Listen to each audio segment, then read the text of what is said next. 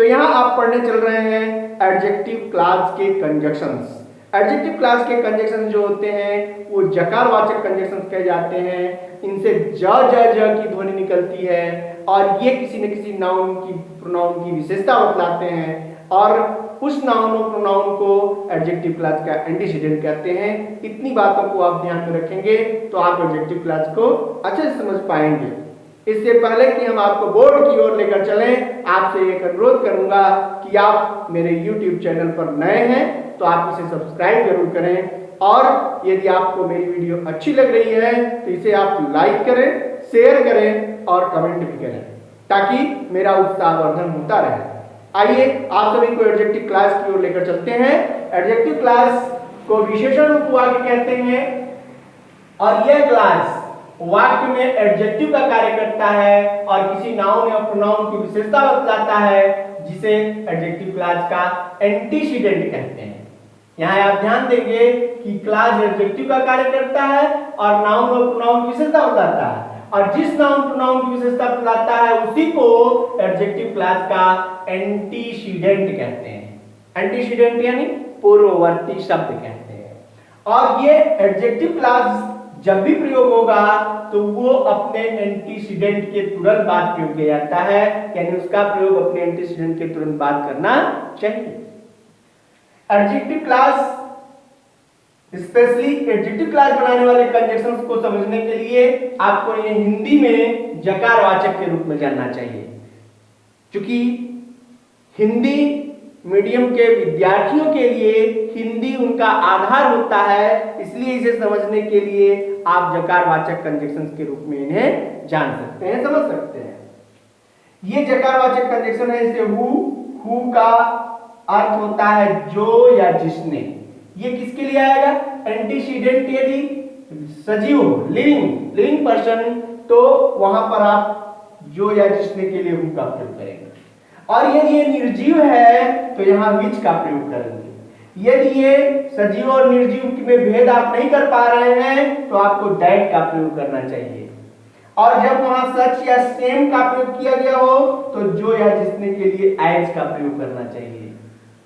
इनका कॉन्सेप्ट आप अच्छे से क्लियर करें। हु जो है वो सजीव के लिए यानी लिविंग के लिए, नॉन लिविंग के लिए विच और दैट का प्रयोग कॉमन के लिए यानी जिसमें दोनों आते हैं, जैसे ऑल, एवरीवन, जिसमें कॉमन हो गया उसमें सजीव भी हो सकता है, निर्जीव भी हो सकता है, ऐसे वर्ड्स हैं तो वहां आपको दैट लगाना चाहिए। और एज का प्रयोग जब सच और सेम का प्रयोग किया गया हो एंटीसीडेंट के साथ तो वहां आपको एज का प्रयोग करना चाहिए।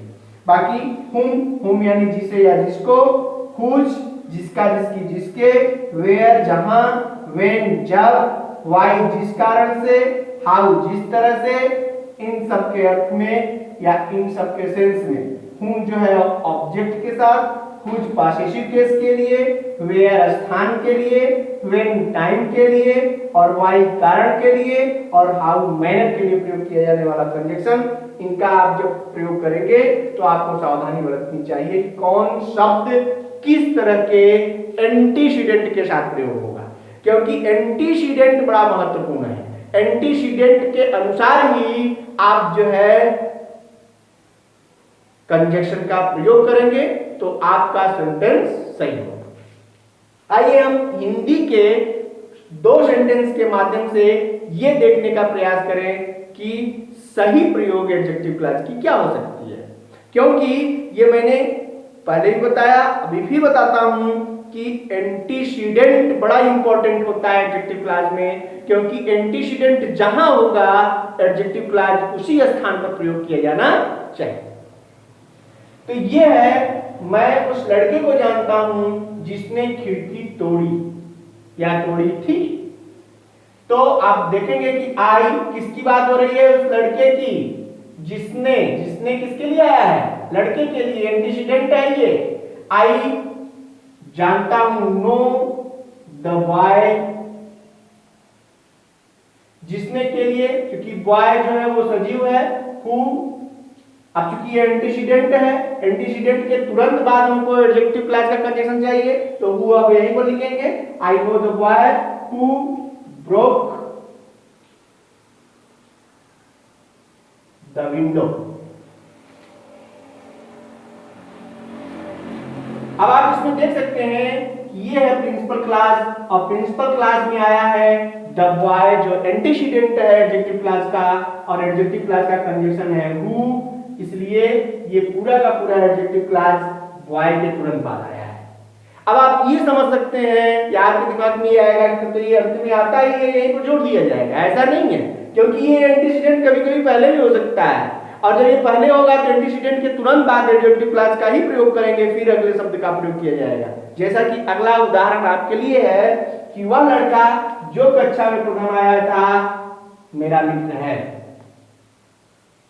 वह लड़का एंटीसीडेंट ये है, जबकि इसका सेंटेंस इधर है, लेकिन ये बीच में एडजेक्टिव क्लॉज है, इसलिए एडजेक्टिव क्लॉज अपने एंटीसीडेंट के साथ ही होगा। आप इसको लिखते समय सावधानी बरतेंगे कि कहीं ऐसा ना हो कि अंत में चला जाए। यानी आप इस तरह से लिखेंगे कि the boy who stood first in the class is my friend। ये हुआ आपका एडजेक्टिव क्लास, जिसका एंटीसीडेंट है द बॉय, और ये है प्रिंसिपल क्लास का नेक्स्ट पार्ट। अर्थात चूंकि हिंदी में इसके साथ ही लिखा था, इसलिए आपको थोड़ी असावधानी नहीं हुई, लेकिन जब सेंटेंसेस कभी कभी सिंथेसिस करते समय सेंटेंसेस जब अलग अलग लिखे होते हैं तो उनको उचित जगह पर बैठाते समय या उनको एंटीसीडेंट के स्थान पर ले जाते समय यह समस्या होती है कि एंटीसीडेंट उचित स्थान पर है और उसके तुरंत बाद ही एडजेक्टिव क्लॉज आ रहा है अथवा नहीं। तो सावधानी यही बरतनी है कि जब आप एडजेक्टिव क्लॉज बनाएंगे तो एडजेक्टिव क्लॉज हमेशा अपने एंटीसीडेंट के साथ ही आना चाहिए, क्योंकि कंजक्शन एंटीसीडेंट के अनुसार ही प्रयोग किया जाए। ये synthesis, how to combine two or more than two simple sentences into a complex sentence with the conjunctions of adjective clause के रूल्स और उनके एग्जांपल्स को समझाने का प्रयास करता हूं। सबसे पहले एडजेक्टिव क्लॉज, कॉम्प्लेक्स सेंटेंस बनाना है और उसमें एडजेक्टिव क्लॉज बनाना है। आप सभी को पता है कॉम्प्लेक्स सेंटेंस बनाते समय सबसे पहले एक प्रिंसिपल क्लॉज और कम से कम एक सबऑर्डिनेट क्लॉज की जरूरत पड़ती है, और सबऑर्डिनेट क्लॉज बनाते समय तीन तरह के क्लॉजेस बनते हैं, जिसमें पहला नाउन क्लॉज, दूसरा एडजेक्टिव क्लॉज और तीसरा एडवर्ब क्लॉज। नाउन क्लॉज बनाते समय नाउन क्लॉज के कंजक्शंस प्रयोग करने चाहिए और नाउन क्लॉज के स्थान पर या नाउन के प्लेस पर नाउन क्लॉज का प्रयोग करना चाहिए। उसी तरह जब आप एडजेक्टिव क्लॉज का प्रयोग करते हैं तो एडजेक्टिव क्लॉज के कुछ डिसाइडेड कंजक्शंस हैं जिनकी लिस्ट मैंने आप सभी को बताया है। आप यदि कंजक्शंस के बारे में और भी अधिक अच्छे से जानना चाहते हैं तो आप मेरे YouTube चैनल पे जाइए, उसकी प्लेलिस्ट में आप कंजक्शंस को देखिए और उन्हें समझने का प्रयास करिए। फिलहाल मैं यहाँ आपको कंजक्शन से जुड़ी कुछ विशेष बातों को बताता हूँ कि एडजेक्टिव क्लॉज के जो कंजक्शंस होते हैं उन्हें हिंदी में जकारवाचक कंजक्शन कहते हैं, और ये कंजक्शंस होते हैं दैट यानी जो या जिसने, हु जो या जिसने, एज जो या जिसने, विच जो या जिसने। हु जो है वो सजीव के लिए, सजीव कैसे पता चलेगा?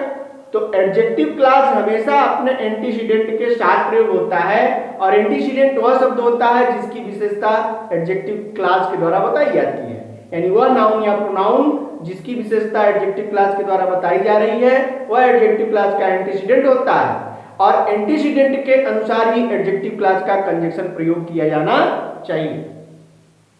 एडजेक्टिव क्लॉज के कंजक्शंस के रूप में जकारवाचक कंजक्शंस होते हैं, उनमें आप देखेंगे तो हु सजीव के लिए और विच निर्जीव के लिए प्रयोग किया जाने वाला शब्द है, दैट जो है वो कॉमन के लिए जिसमें दोनों आ गए हों, और एज जो है तब प्रयोग किया जाता है जब सच या सेम जैसे शब्दों का प्रयोग एंटीसीडेंट के साथ किया गया हो। इसके अलावा हुज, जिसका, जिसकी, जिसके, whom जिसे ऑब्जेक्ट के रूप में, whose पॉसेसिव के रूप में।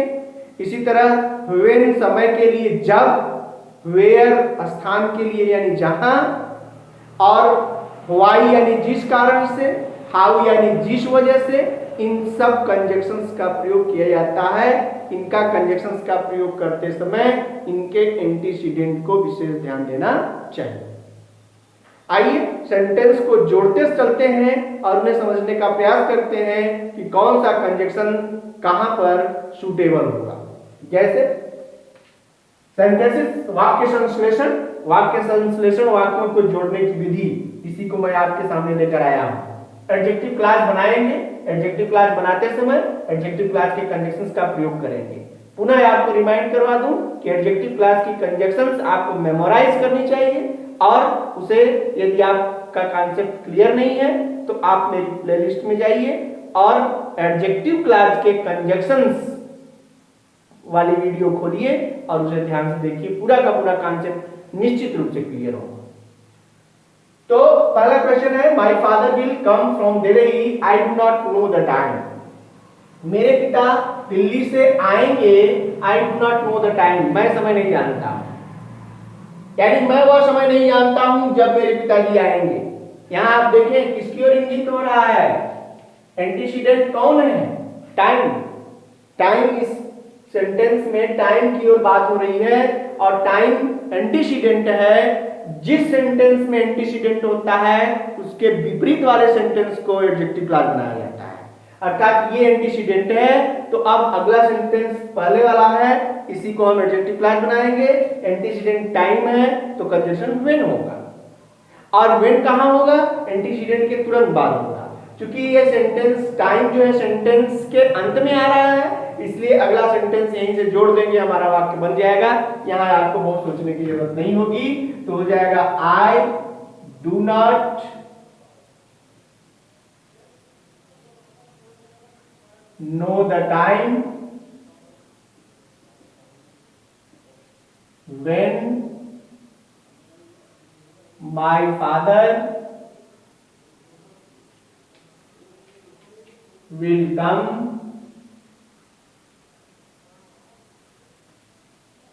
from Delhi।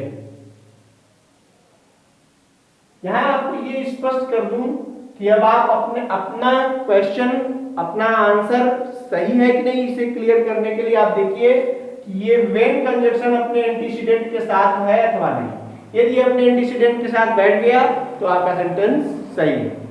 I do not know the time, मैं वह समय नहीं जानता हूं जब मेरे पिताजी दिल्ली से आएंगे। Next, I have a dog, it is very careful. मेरे पास एक कुत्ता है, बहुत वफादार है। इसे अब आप देखेंगे तो ये डॉग, यहां बात किसकी हो रही है, डॉग, और ये पूरा का पूरा सेंटेंस इसको मॉडिफाई कर रहा है, क्वालिफाई कर रहा है। इसलिए आप यहां डायरेक्ट लिख सकते हैं I have a dog. Dog क्या है, डॉग के लिए विच का प्रयोग किया जाता है, क्योंकि जितने भी छोटे बच्चे या जानवर या निर्जीव चीजों के लिए विच का प्रयोग किया जाता है, इसलिए आप यहां विच लगाएंगे। Which is very faithful. Okay, ये यहां भी आप क्लियर कर लीजिए कि ये डॉग एंटीसीडेंट है और विच कंजक्शन है। ये डॉग के साथ विच आया है, इसलिए आपका सेंटेंस सही है। Next, he did not come to school, do you know the reason. वह स्कूल नहीं आया, क्या आप रीजन जानते हैं, कारण जानते हैं। तो यहां आप देखेंगे कि किसके बारे में बात हो रही है, द रीजन, कारण के बारे में बात हो रही है। यानी ये द रीजन ही एंटीसीडेंट है और इसके लिए कंजक्शन आएगा व्हाई, आप जानते ही हैं, तो हो जाएगा do you know the reason. अब ये एंटीसीडेंट है, कंजक्शन यहीं पर हो गया, व्हाई, कारण के लिए कंजक्शन व्हाई आता है, तो do you know the reason why he did not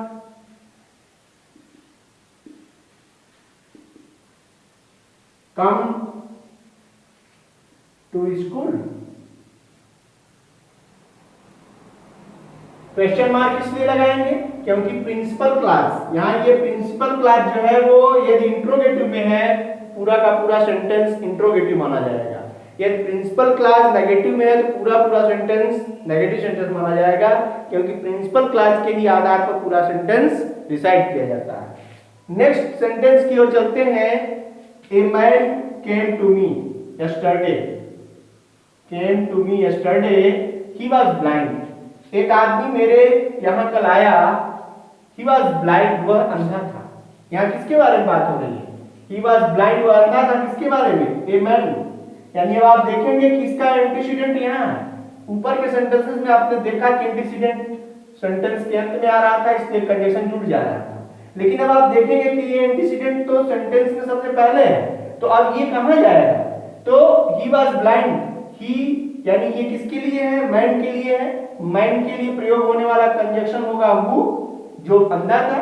अब ये एडजेक्टिव क्लास की पोजीशन जो होगी वो एडजेक्टिव क्लास पूरा का पूरा फिट होगा जाके ए मैन के साथ। यानी जब आप ये सेंटेंस बनाएंगे तो इस तरह होगा, a man who was blind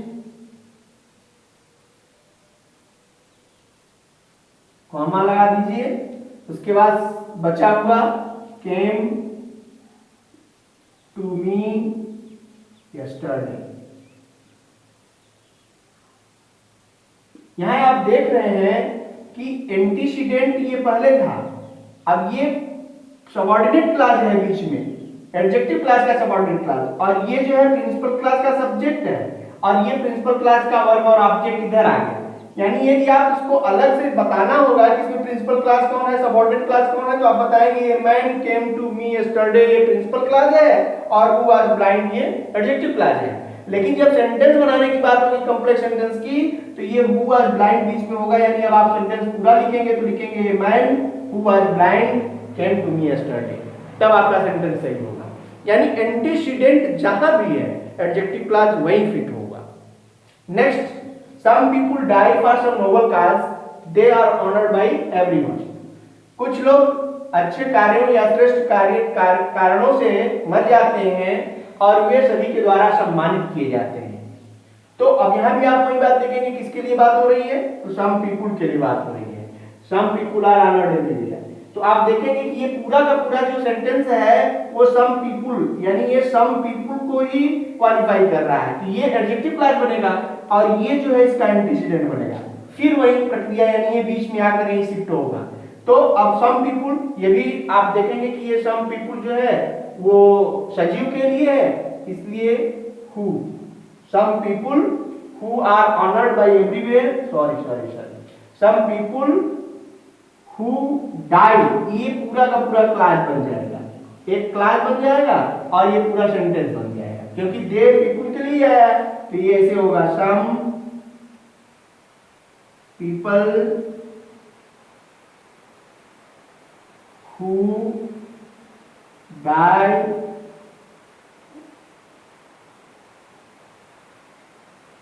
for some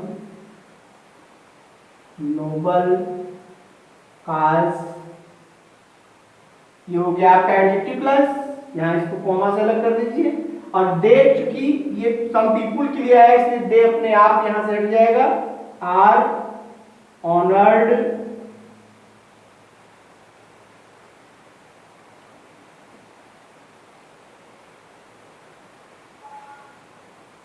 bye everyone.